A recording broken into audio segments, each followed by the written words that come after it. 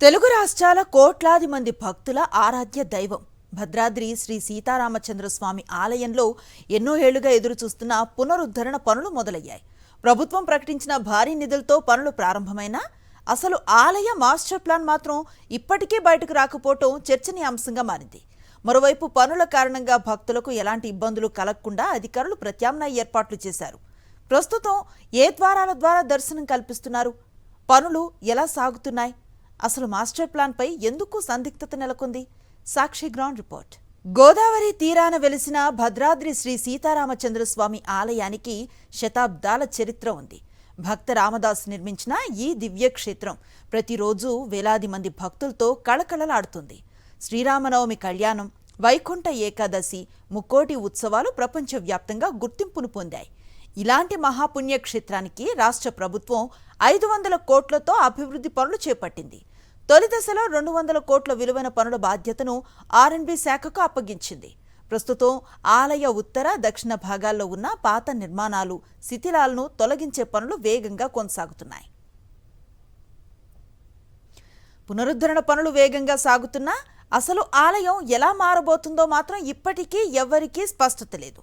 ప్రభుత్వం ఇప్పటి వరకు పూర్తి మాస్టర్ ప్లాన్ను విడుదల చేయలేదు. ఇదే ఇప్పుడు భక్తుల్లో సందేహాలకు కారణమవుతోంది. ఆలయ పునరుద్ధరణ ఎలా ఉంటుంది?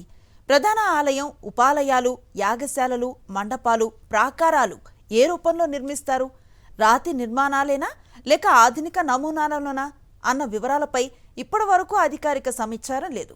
ప్రభుత్వం విడుదల చేసింది కేవలం ఆలయానికి సంబంధించిన ఒక స్కెచ్ మాత్రమే. పూర్తి మాస్టర్ ప్లాన్ మాత్రం ఇప్పటికీ బహిర్గతం చేయలేదు. ఇంకా ఆశ్చర్యకరమైన విషయం ఏంటంటే అభివృద్ధి పనులను పర్యవేక్షిస్తున్న R&B శాఖ అధికారులకు కూడా పూర్తి మాస్టర్ ప్లాన్ అందలేదన్న ప్రచారం జరుగుతోంది. దీంతో పనులు ఏ ప్రణాళిక ప్రకారం ముందుకు సాగుతున్నాయన్న ప్రశ్నలు వినిపిస్తున్నాయి.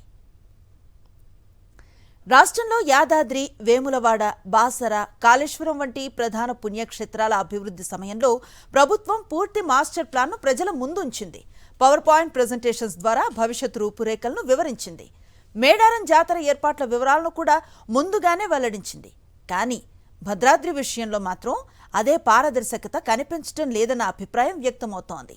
మాస్టర్ ప్లాన్ ఉంటే భక్తులకు ఎందుకు చూపించడం లేదన్న ప్రశ్న స్థానికులు, భక్తుల నుంచి వినిపిస్తోంది. పనుల వల్ల భక్తులకు ఎలాంటి అసౌకర్యం కలగకుండా తూర్పు, పడమర ద్వారాల ద్వారా మాత్రమే దర్శనానికి అనుమతినిస్తున్నారు. క్యూలైన్లను కూడా అదే దిశగా మళ్లించారు. పనులు పూర్తయ్యే వరకు ఈ విధానమే కొనసాగుతుందని అధికారులు చెబుతున్నారు. మరింత సమాచారం భద్రాద్రి నుంచి మా ప్రతినిధి మహేందర్ అందిస్తారు. భద్రాద్రి సీతారామచంద్రస్వామి ఆలయం సంబంధించి అభివృద్ధి పనులు కొనసాగుతున్నాయి. అయితే అభివృద్ధి పనుల నేపథ్యంలో భక్తుల దర్శనాలకు ఎటువంటి ఇబ్బందులు రాకుండా తూర్పు, పడమర సంబంధించి కూడా భక్తులకు అనుమతిస్తున్నారు. ఒకసారి విజువల్స్లో చూపించే ప్రయత్నం చేస్తున్నాం. ఉత్తరం, దక్షిణం వైపు పూర్తిగా మూసేసి ఇటు పనులు మాత్రం శరవేగంగా కొనసాగుతున్నాయి. మొత్తం ఇప్పటికే కూల్చివేత ప్రక్రియ అనేది పూర్తయింది. కట్టడాల సంబంధించిన తొలగింపు ప్రక్రియ పూర్తయిన తర్వాత పూర్తి స్థాయిలో ఈ అభివృద్ధి సంబంధించి కూడా పనులు సంబంధించి కొంత స్పీడ్ సంబంధించి అందుకొని ఉన్నాయి. ఒకసారి విజువల్స్లో చూపించే ప్రయత్నం చేస్తున్నాము. ఈ టెంపుల్ సంబంధించి అంటే ప్రధాన ఎంట్రన్స్కి వెళ్ళే దారి ఇది.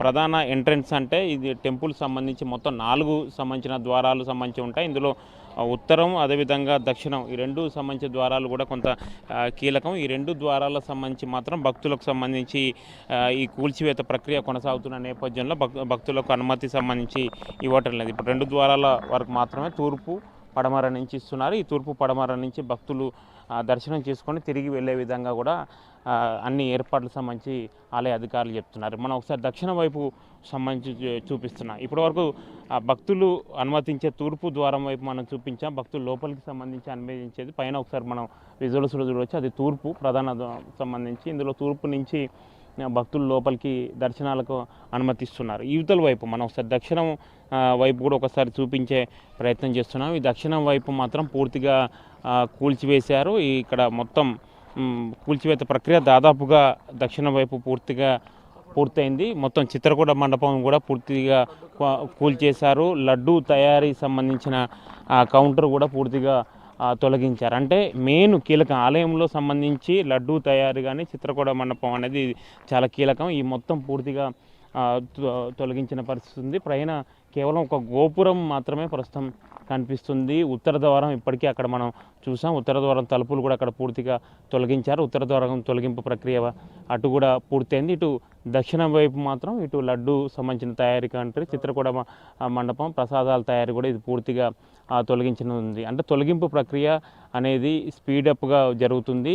ఈ పూర్తిగా అయిన తర్వాత దీనికి ఒక క్లారిటీ సంబంధించి ఈలోపు కూడా ఒక మాస్టర్ ప్లాన్పై క్లారిటీ వస్తే ఎట్లా దీన్ని ఎట్లా రూపురేఖలు సంతరించుకుంటుంది అన్నది మాత్రం అప్పుడు ఒక స్పష్టత సంబంధించి వచ్చే అవకాశాలు ఉంటాయి. అయితే ఈ అభివృద్ధి పనులు జరిగేంత వరకు భక్తులకు మాత్రం దర్శనాలకు ఎటువంటి ఇబ్బందులు సంబంధించి రాకుండా చూస్తామని కూడా ఆలయ సంబంధించిన అధికారులు చెప్తున్నారు. దానిలో భాగంగానే వాస్తవానికి అభివృద్ధి పనుల నేపథ్యంలో కొంత భక్తుల రద్దీ చాలా వరకు తగ్గిందని చెప్పుకోవాలి. రెగ్యులర్గా అయితే చాలా వరకు 4 ద్వారాల నుంచి ఎక్కువగా భక్తులు సంబంధించి వస్తుంటారు. ఇది మెయిన్ ఎంట్రన్స్. ఒకసారి మెయిన్ ఎంట్రన్స్ కూడా ఒకసారి చూపించే ప్రయత్నం చేస్తున్నాం. అందరూ విఐపీలు కానీ ఎవరు వచ్చినా ఇదే ద్వారం ఒకసారి మనం చూపిస్తున్నాం. దక్షిణ వైపు ఉంది, ఇది మెయిన్ ఎంట్రన్స్.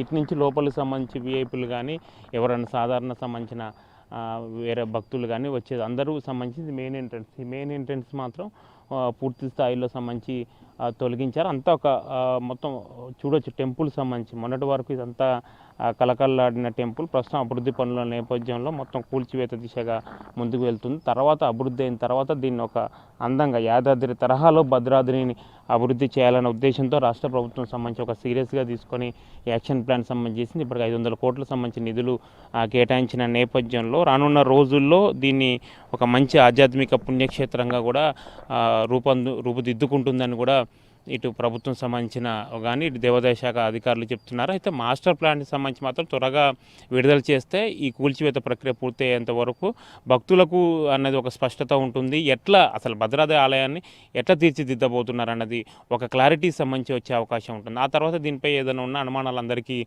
తొలగిపోయే అవకాశాలు మాత్రం కనిపిస్తాయి.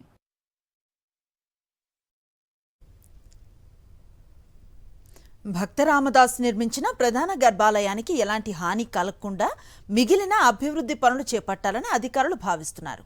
అయితే ప్రధాన ఆలయంలో వర్షాకాలంలో నీటి లీకేజీ, అభిషేకాలు, ఆర్జిత సేవలకు పరిమిత స్థలం వంటి సమస్యలు చాలా కాలంగా ఉన్నాయి. మూల విరాట్టును కదిలించకుండా ఈ సమస్యలకు శాశ్వత పరిష్కారం చూపాలన్న అభిప్రాయాలు కూడా వ్యక్తమవుతున్నాయి.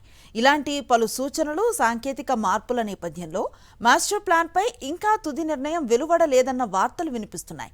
మరోవైపు గోదావరి పుష్కరాలకు ముందే ప్రధాన నిర్మాణాలు పూర్తి చేయాలని ప్రభుత్వం లక్ష్యంగా పెట్టుకుంది.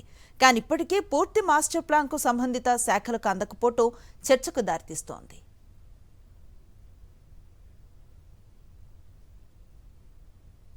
ఇక ఈ ఏడాది డిసెంబర్ 20న జరిగే ముక్కోటి ఏకాదశి ఉత్సవాలపైన ఇప్పుడు దృష్టి నెలకొంది. ప్రతి ఏడాది మిథిలా స్టేడియం సమీపంలో ఉత్తర ద్వారం వద్ద ఈ మహోత్సవాలు అత్యంత వైభవంగా నిర్వహిస్తారు. అయితే ప్రస్తుతం పునరుద్ధరణ పనుల్లో భాగంగా ఉత్తర ద్వారం పరిసరాల్లో మార్పులు జరుగుతున్నాయి. భవిష్యత్ అవసరాలను దృష్టిలో ఉంచుకొని ఉత్తర ద్వారాన్ని మరింత ఆధ్యాత్మికంగా, విశాలంగా తీర్చిదిద్దాలని వైదిక పండితులు సూచించినట్లుగా తెలుస్తోంది. అలాగే పూర్తిగా రాతి నిర్మాణాలతో ఆలయ విస్తరణ చేపట్టాలన్న ప్రతిపాదనపై కూడా పునరాలోచన జరుగుతున్నట్లుగా సమాచారం. భద్రాద్రి పునరుద్ధరణ పనులకు సంబంధించి మరింత సమాచారం మా ప్రతినిధి అందిస్తారు. ప్రముఖ పుణ్యక్షేత్రమైన భద్రాద్రి సీతారామచంద్రస్వామి ఆలయం సంబంధించి అభివృద్ధి పనులు ప్రారంభమైనాయి. మనం ప్రస్తుతం విజువల్స్లో చూపించే ప్రయత్నం చేస్తున్నాం. ఆలయంకి సంబంధించి కట్టడాలకు సంబంధించి కూడా తొలగింపు ప్రక్రియ కొనసాగుతుంది. అయితే మాస్టర్ ప్లాన్కు సంబంధించి మాత్రం ఇంకా మాస్టర్ ప్లాన్పై ఇంకా స్పష్టత కరువైంది. దీనికి సంబంధించి ఇంకా తర్జన భర్జన కొనసాగుతుంది. ఆలయం మనం ఒకసారి విజువల్స్లో సంబంధించి చూస్తే ఉత్తర ద్వారం సంబంధించి కూడా తొలగింపు ప్రక్రియ పూర్తయింది. విజువల్స్లో చూడవచ్చు. ఉత్తర ద్వారం సంబంధించి కూడా ద్వారం సంబంధించిన తలుపులు కూడా పూర్తిగా తొలగించారు. పైభాగంలో కూడా మొత్తం తొలగింపు ప్రక్రియ సంబంధించి కొనసాగుతుంది. ఆలయ అభివృద్ధి పునరుద్ధరణ పనులు 3 విడతల్లో చేపట్టేందుకు రాష్ట్ర ప్రభుత్వం 500 కోట్ల బడ్జెట్ సంబంధించి ప్రకటించింది. దీనికి సంబంధించి తూర్పు, పడమర దిక్కులతో పగలు, రాత్రి వేళ కనిపించేలా ఒక స్కెచ్ కూడా మాత్రం ఇప్పటి వరకు విడుదల చేశారు. ఇందులో ఉపాలయాలు, ఇతర నిర్మాణాలపై స్పష్టత రాలేదు. ఈ ఏడాది డిసెంబర్ 20వ తేదీన ముక్కోటి ఏకాదశి సంబంధించి జరగనుంది. భద్రాచలంలో జరిగే అతిపెద్ద ఉత్సవాల్లో ఒకటైన ఈ పర్వదినాన్ని మిథిలా స్టేడియం వద్ద ఉత్తర ద్వార వేదికపై వైభవంగా నిర్వహిస్తారు. కానీ పునరుద్ధరణ పనుల్లో భాగంగా ఉత్తర ద్వారాన్ని మొత్తం తొలగించారు. మరింత ఆధ్యాత్మికంగా ఆధునీకరించాలని కూడా వైదిక పెద్దలు సూచిస్తున్నారు. అయితే ప్లాన్లో దీన్ని పొందుపరచాలని ఇటీవల జరిగిన పునరుద్ధరణ కమిటీ సమావేశంలో వారు సూచించినట్టు తెలుస్తుంది. అలాగే పనులను పూర్తిగా రాతి నిర్మాణాలతో చేపట్టాలని ప్రభుత్వం సూచించగా ఇందులో సైతం మార్పులు చేయాలన్న ఒక సూచనలు సంబంధించి కూడా పునరాలోచించినట్లు కూడా సమాచారం వినిపిస్తుంది. అయితే భద్రాద్రి అభివృద్ధి పనుల మాస్టర్ ప్లాన్ను ప్రభుత్వం భక్తులు స్థానికులు ఇప్పటికే స్థానికులకు బహిర్గతం చేయలేదు. దీంతో ఇదే కొంత సస్పెన్స్ ఉంది. రాష్ట్రంలో ఇతర ప్రధాన ఆలయాలైన కాళేశ్వరం, వేములవాడ, బాసర పుణ్యక్షేత్రాలతో పాటు భద్రాచలంలో అభివృద్ధి పనులు చేపడుతున్నారు. అయితే మిగతా ఆలయాల అభివృద్ధిపై మాస్టర్ ప్లాన్ పవర్ పాయింట్